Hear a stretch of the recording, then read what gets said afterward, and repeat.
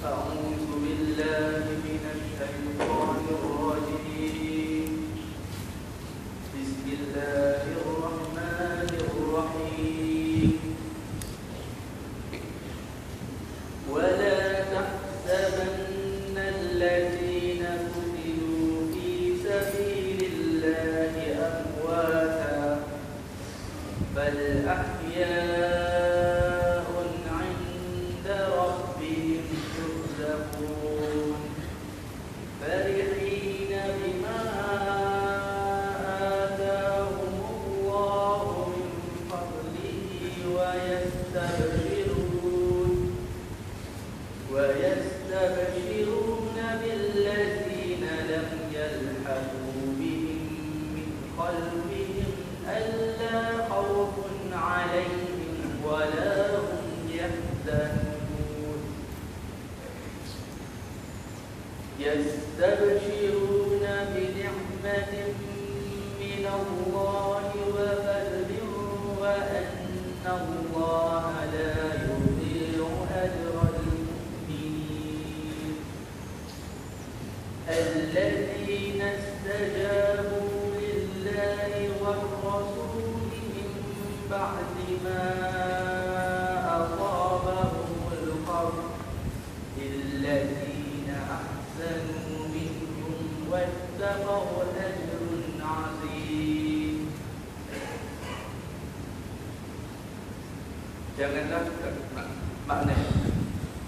Janganlah kamu mengira bahawa orang-orang yang gugur di jalan Allah itu mati.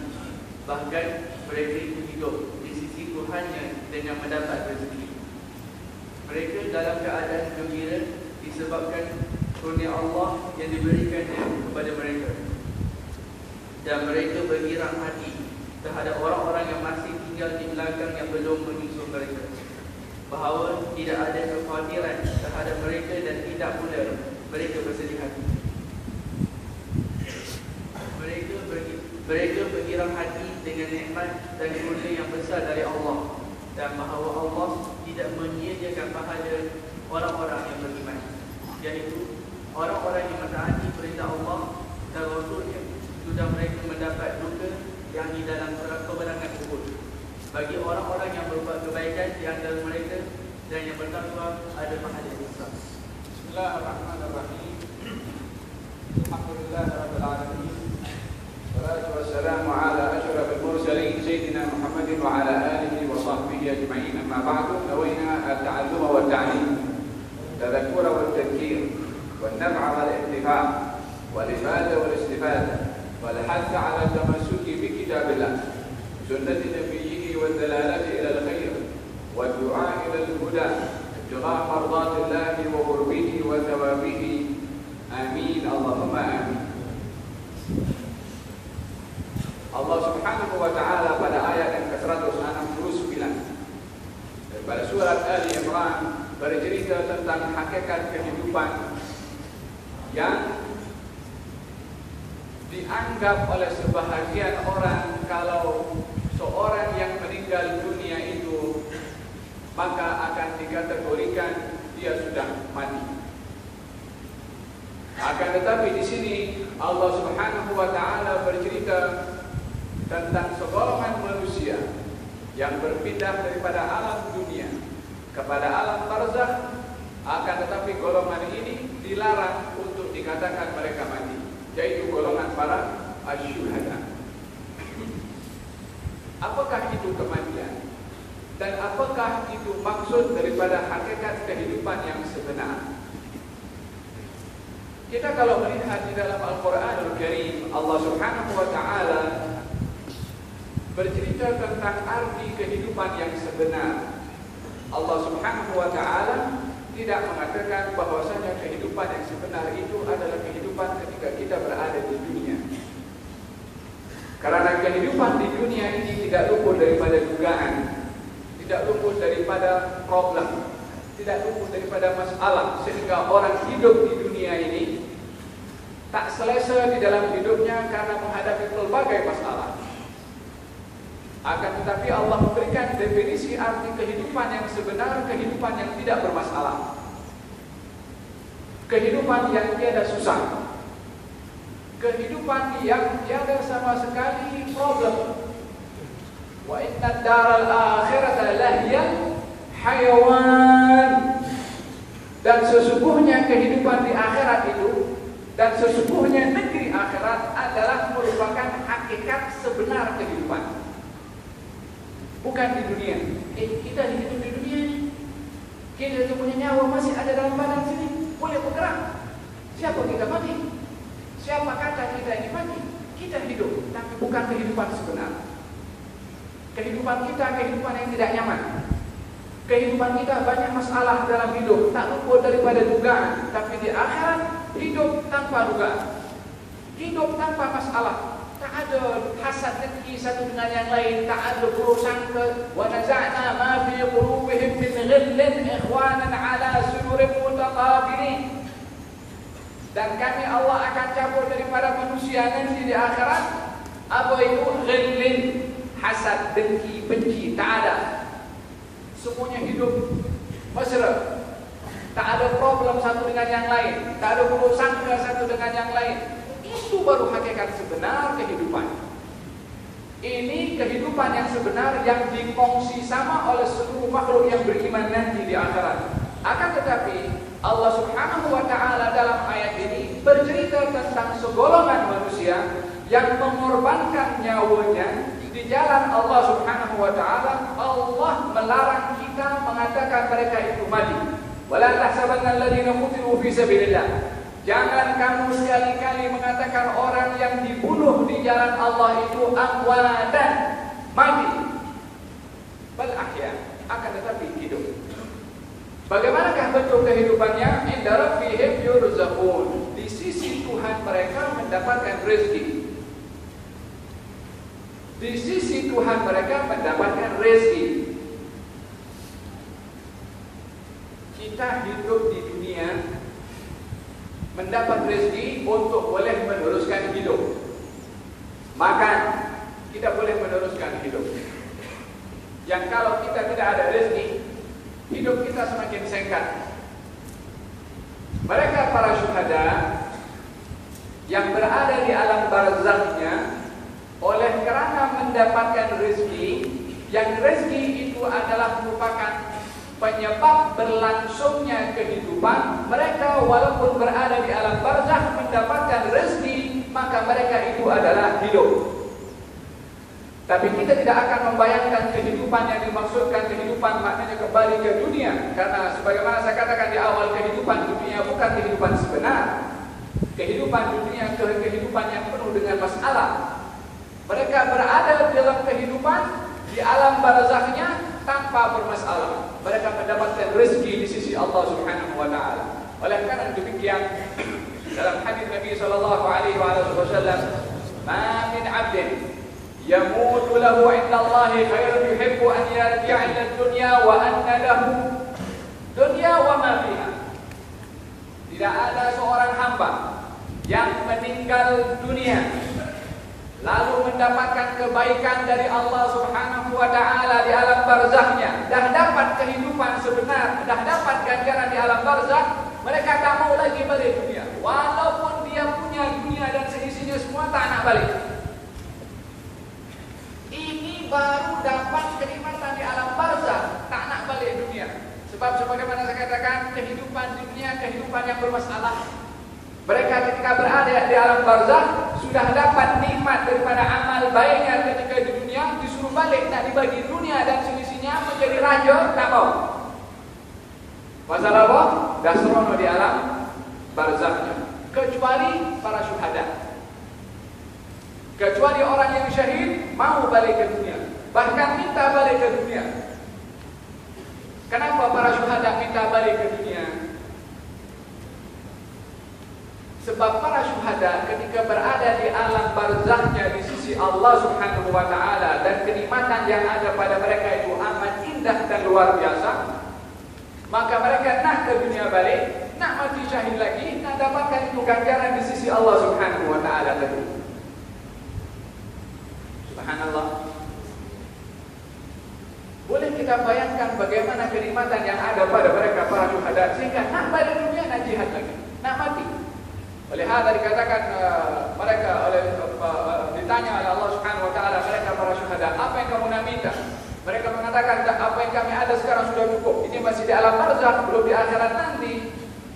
Mereka sudah puas hati dengan pemberian Allah Subhanahu wa taala. Allah baru berfirman lagi, "Tak, kamu hendak meminta kepada aku." Kata mereka menjawab, "Ya Allah, kalaupun kami mesti meminta kepada Engkau, kembalikan kami ke dunia untuk kami berperang balik dan syahid lagi." Akan tetapi tak ada orang yang akan hidup 2 kali di dunia ataupun mati 2 kali di dunia. Tak ada.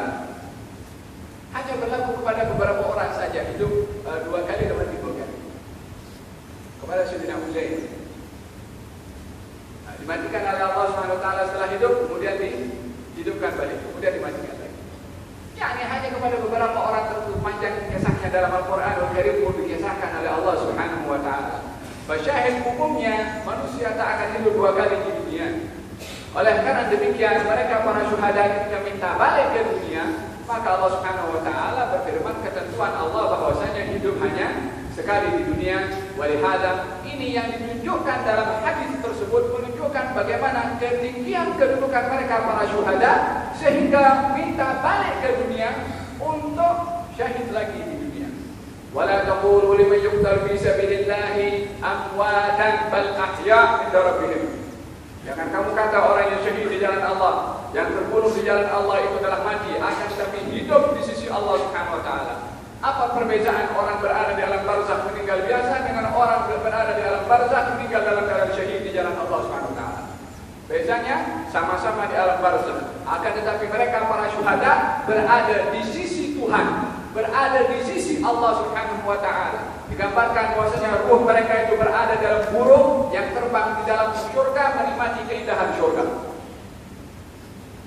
Oleh hal mereka berada dalam kenikmatan yang amat luar biasa di sisi Allah Subhanahu wa taala, mendapatkan rezeki khas yang tidak didapat oleh lain-lain orang berada di alam barzakh yang matinya mati biasa. Tapi syuhada berada dalam kedudukan yang tinggi, mendapatkan rezeki dari Allah Subhanahu wa taala.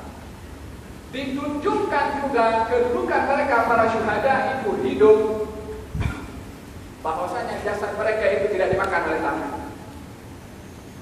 Kalau masa peperangan peperangan Uhud, para syuhada Uhud itu kubur Uhud yang sekarang ada itu adalah kubur baru setelah berpuluh tahun mereka syahid di jalan Allah Subhanahu wa taala, dipindahkan ke tempat yang sedia ada sekarang. Dulu di medan perang, di tempat kawasan berlakunya peperangan, disitulah mereka dikebumikan oleh Rasulullah dan para sahabat, disebabkan oleh kerana keadaan kaum muslimin yang letih pada waktu dan kelemahan untuk menguburkan mereka di satu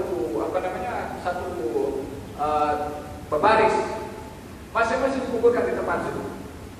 Sehingga ketika datang banjir dan mereka dulu menguburkan para syuhada, tidaklah macam kita sekarang sampai ke bawah itu ada 6 kaki ke bawah, enggak. Dulu hanya cukup untuk menutup jasad yang tidak boleh dikorek oleh binatang buas, jadi tak terlalu dalam. Sehingga ketika air atau banjir datang, mengeluarkan ataupun membawa tanah atau kubur yang menutup jasad para syuhada, sehingga nampak sebahagian daripada jasad-jasad mereka muncul kembali. Dan itu utuh dengan pakaiannya, dengan semua, karena seakan-akan baru tadi pagi atau baru semalam mereka syahid yang masih kekal utuh walaupun sudah sekian puluh tahun daripada berlakunya peperangan Uhud. Sehingga sebagian daripada mereka yang ingin menggali jasad para syuhada untuk dipindahkan di tempat yang lebih selamat agar supaya tidak menjadi makan kepada binatang buas, karena ini adalah jasad orang-orang yang syahid di jalan Allah Subhanahu wa taala, maka sebahagian daripada mereka yang mencangkul menggali kubur itu alat cangkulnya mengenai kepada salah satu daripada anggota tubuh salah seorang sahabat Nabi, memancungkan darah yang begitu kuat, menunjukkan itu darah masih mengalir dalam tubuh badannya walaupun sudah berpuluh tahun. Wala taqulu liman yuqtal fi sabilillahi amwat bal ahya, jasadnya pun dijaga oleh Allah Subhanahu wa taala. Bahagian daripada mereka yang dipindahkan posisi tangannya ke posisi yang lain, dipindahkan itu dia bergerak balik. Wahakala kedudukan orang-orang yang syahid di jalan Allah Subhanahu wa taala. Wala taqulu liman sabilillahi amwat bal ahya'un 'inda rabbihim yurzaqun. Jangan kamu menyangka orang-orang yang dibunuh di jalan Allah itu mati, akan tetapi mereka hidup di sisi Tuhan mereka mendapatkan rezeki dari Allah Subhanahu wa taala. Bagaimanakah keadaan mereka para syuhada? Farihin. Mereka gembira, happy, tak ada masalah. Gembira berada di alam barzahnya, gembira hampir dengan Allah Subhanahu wa taala bima atahumullah, dengan apa yang telah diberikan oleh mereka oleh Allah Subhanahu wa taala kepada mereka. Adakah mereka itu mendapatkan kedudukan yang begitu tinggi dan hebat di sisi Allah, mendapatkan nikmat di alam barzahnya? Mereka tidak kedukun, mereka tidak selfish, mereka tidak mahu kenikmatan itu hanya dimiliki oleh mereka sendiri. Mereka tahu hak persaudaraan yang diikat oleh Allah dan oleh Rasulullah dengan dasar iman. Kalau orang yang beriman itu bersaudara, orang yang bersaudara dengan orang yang beriman, menginginkan kebaikan yang didapat olehnya, didapat oleh saudaranya juga. Mereka para syuhada yang berada di alam barzakh, yang mendapat kenikmatan luar biasa dari Allah, mereka tak mau itu kenikmatan hanya didapat oleh mereka saja. Mereka nak kongsi dengan orang lain. Dengan siapa? Nak dikongsi dengan orang-orang yang sama syahid dengan mereka, dah dapat. Nak dikongsikan kepada yang hidup, nak dikongsikan kepada orang yang masih ragu-ragu nak pergi jihad di jalan Allah Subhanahu wa taala.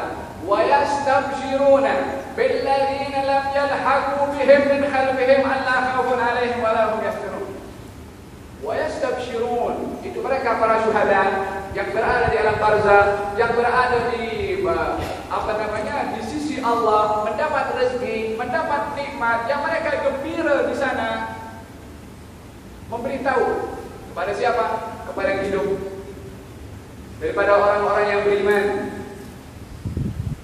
Wa yastabshiruna, dan mereka memberi kabar gembira kepada orang-orang yang masih berada di belakang sana, yang mereka berazam untuk menyusul kepada mereka yang sudah mendapatkan syahid. La khaufun 'alaihim.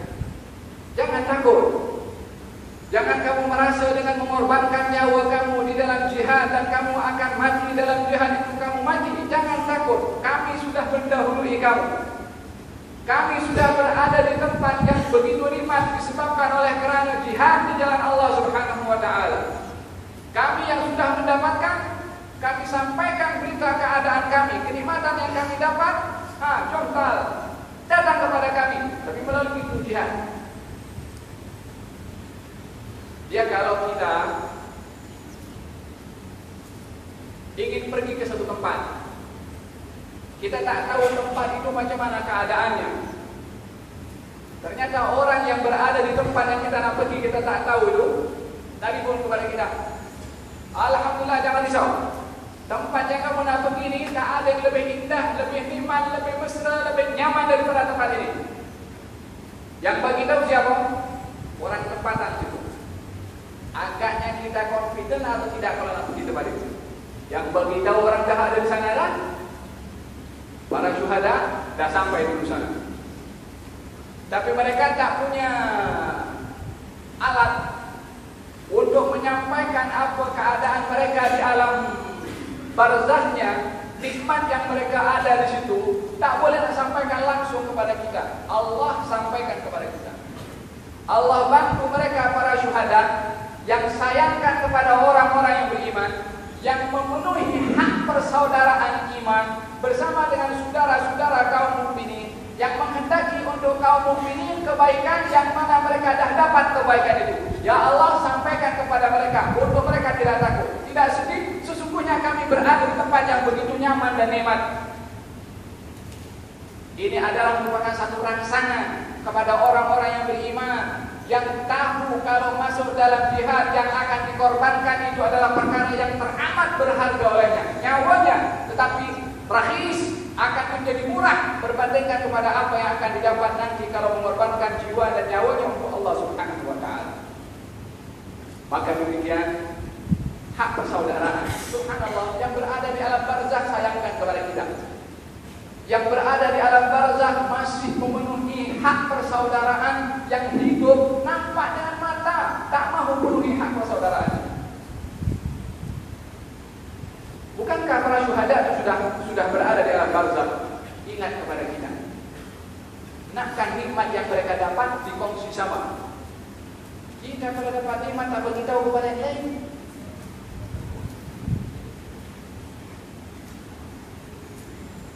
Perbezaan orang-orang yang hatinya dipenuhi dengan iman. Bukankah Nabi SAW bersabda, la yu'min ahadukum hatta yuhibba li akhihi ma yuhibbu li nafsihi. Tidak sempurna iman seseorang sehingga mengasihi saudaranya perkara baik yang dia suka untuk dirinya. Para syuhada paham hal itu. Sudah berada di sana, beritahu kepada kita, jangan risau, jangan takut. Kami sudah mendahului kamu, kenikmatan yang ada kepada kami amal luar biasa. Wa yastabshiruna bil ladzina lam yalhaqu bihim min khalfihim alla khawfun 'alaihim wa la hum yahzanun. Yastabshirun, subhanallah, yastabshirun. Mereka menyampaikan berita gembira, mengucapkan tahniah. Dengan apa? Dengan nikmat yang mereka dapat. Melalui apa? Melalui jihad. Ya muslimun, ya mu'minun, kami mendahului kamu dengan jihad. Kami bagi berita gembira kepada kamu. Kami bukan nak mengucapkan takziah kalau kamu syahid, nak ucap tahniah. Kami nak bagi kabar gembira kepada kamu. Bukankah kalau orang mati ucap takziah? Nah, tidak ucap takziah. Tapi bagi mereka para syuhada, takziah dan juga bisyarah. Takziah karena meninggal, itu takziah untuk ahli keluarganya, dan bisyarah kabar gembira untuk orang yang syahid di jalan Allah Subhanahu wa taala. Yastabshirun yatabashirun, saling memberikan kabar gembira satu dengan yang lain dengan nikmat yang diberikan oleh Allah wa fadlih, dan juga kelebihan wa Allah la yudhi'u ajral mu'minin. Sesungguhnya Allah tidak akan melepaskan ganjaran orang-orang yang beriman. Siapakah mereka yang beriman yang tidak dipaskan ganjarannya, yang dipenuhi oleh Allah Subhanahu wa taala? Alladzina istajabu lillahi war rasuli min ba'di ma asabahum al-jarh. Alladzina ahsanu minhum wattaqaw ajrun 'azim. Mereka yang dipenuhi ganjarannya oleh Allah, yang diberi oleh Allah, yang dianugerahi oleh Allah adalah orang yang cepat di dalam merespon kepada apa yang disuruh oleh Allah dan Rasulnya. Dalam bahasa Arab, orang merespon berbeza dengan orang cepat di dalam merespon. Allah berfirman, alladzina istajabu, cepat dalam merespon. Siapakah mereka ini? Baginda Rasulullah Shallallahu Alaihi Wasallam masa balik daripada peperangan Uhud. Kita cerita panjang lebar berkenaan dengan peperangan Uhud dan kekalahan yang dialami oleh kaum muslimin dan luka-luka yang dialami oleh ramai daripada mereka. Sampai di kota Madinah, sebahagian mereka yang luka-luka masih dirawat dan sebahagian pun masih berbalut dengan luka yang dibalut. Sebahagian daripada mereka tak mampu berjalan. Sebahagian daripada mereka perlu seseorang untuk mendokong. Datang semua daripada baginda Rasulullah yang ikut bersama dengan saya dalam peperangan Uhud beberapa hari yang lalu. Hendaklah mereka keluar semua bersama dengan saya. Khas kepada ikut dengan saya perang Uhud saja. Yang tak ikut dalam perang Uhud tak boleh ikut. Untuk apa ya Rasulullah? Mereka masih luka, masih berbalut luka mereka. Sebahagian besar daripada mereka tak mampu untuk berdiri. Sebagian mereka pun terbaring. Diajak keluar oleh Nabi. Untuk apa? Untuk berperang balik. Ya salam. Kalau kita nak berperang mesti dalam kondisi badan hebat, badan kuat, makanan pun segar. Ini mereka luka-luka. Tangan mereka sebahagian masih dibalut. Luka memenuhi kepada tubuh badan mereka. Disuruh keluar oleh Nabi. Kalau ikut hukum logik, orang kalau nak berhadapan dalam perang pastinya memerlukan kepada kesehatan tubuh badan.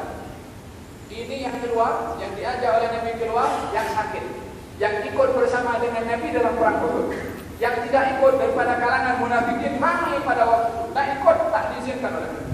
Tak, yang ikut saja dalam perang Uhud.